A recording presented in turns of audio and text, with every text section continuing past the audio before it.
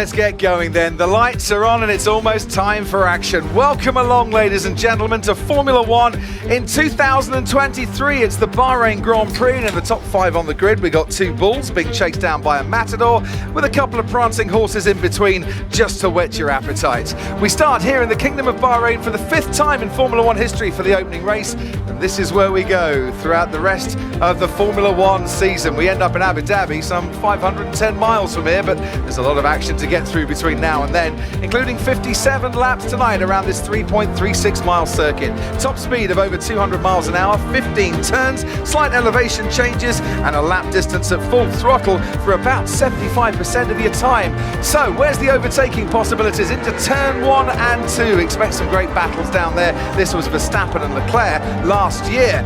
Verstappen and Leclerc could get quite close 12 months on as well.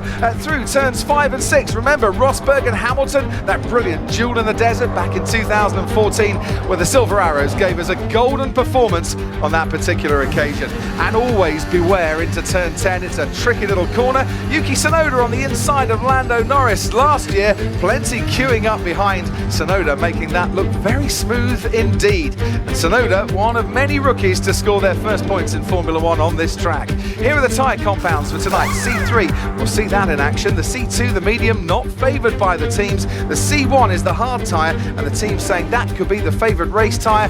And in a 2-stop race, Red Bull only have 1 set of a hard compound tyre to use.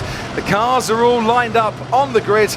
This is how it looks, with Pierre Gasly on his Alpine debut, starting 20th alongside Nick de Vries, who was slowest overall in qualifying. Gasly had a lap time to lead it. Oscar Piastri starts where Daniel Ricciardo did last year in 18th. Kevin Magnussen 10 places lower than he did 12 months ago. Logan Sargent on debut 16th. His teammate Alex Albon starts 15th. Yuki Tsunoda 14th, and Zhou Guanyu starts 13th, only 3/100ths of a second behind his Alfa Romeo teammate Valtteri Bottas. Lando Norris here is 11th. McLaren not getting a car into Q3 for the 2nd year in a row here. Nico Hülkenberg's back and he's 10th. Esteban Ocon powered through to 9th, and ahead of them Lance Stroll, after injury, giving his best start in Bahrain. He's 8th alongside Lewis Hamilton, his worst Q3 performance in 16 visits. George Russell's top 6 alongside Fernando Alonso, matching Aston Martin's best start in the new era of Formula One. It's an all Ferrari second row. Carlos Sainz with Charles Leclerc, last year's race winner, ahead of him, and then an all Red Bull front row. Sergio Perez and Max Verstappen,